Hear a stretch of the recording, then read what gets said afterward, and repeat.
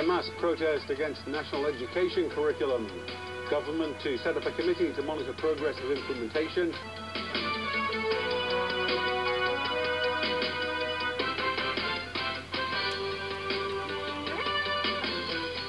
Parents, students, children, teachers and concerned citizens took to the streets today to oppose the new national education program.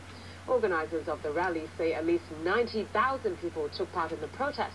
Police put the figure at 19,000. As Etienne Lamy-Smith reports, the government plans to introduce national education at schools in phases beginning in September, but protesters want the subject to be withdrawn and a public consultation held.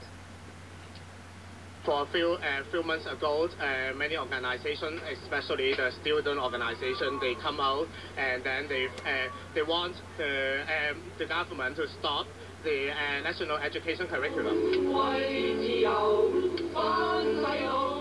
Opponents of the subject feel they've been ignored by the government, and today's march was their way of voicing that frustration.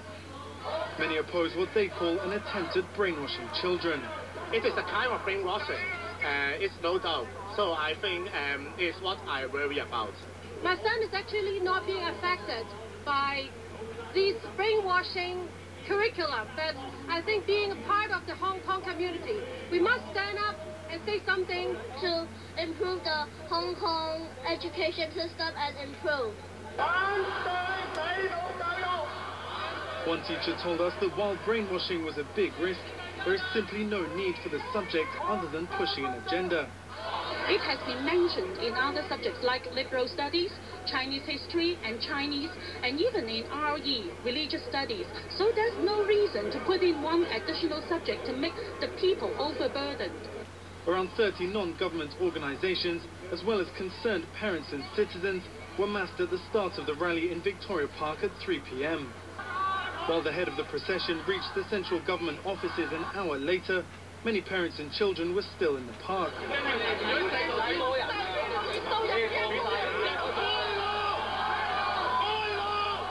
Protesters were blocked by traffic arrangements and complained as they tried to get away from the heat.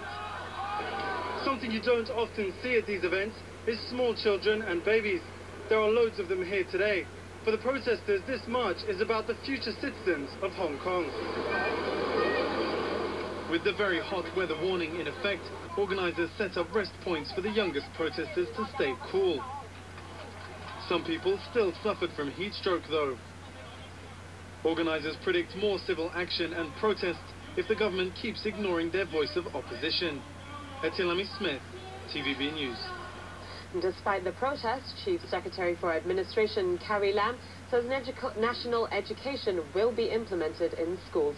However, a committee will be set up to monitor the progress of the program. Some school representatives, meanwhile, say schools should use the 3-year implementation period to analyze the curriculum. Evelina Lowe reports. Thousands took to the street today to express their discontent towards the national education curriculum. However, Chief Secretary for Administration, Carrie Lam, says this will not affect the implementation of the controversial subject in local schools.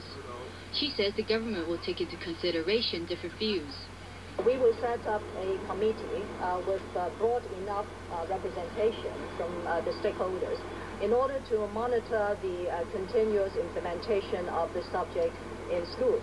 The Education Bureau will find ways to respond to these views and to assure parents group as well as other stakeholders that this curriculum is being taught in exactly the same way that we have set in the guidelines. Earlier in the day, Secretary for Food and Health Ko Wing-man admitted there are problems with some of the teaching materials. He insisted that this curriculum has to be implemented, and schools are free to choose which teaching materials to use.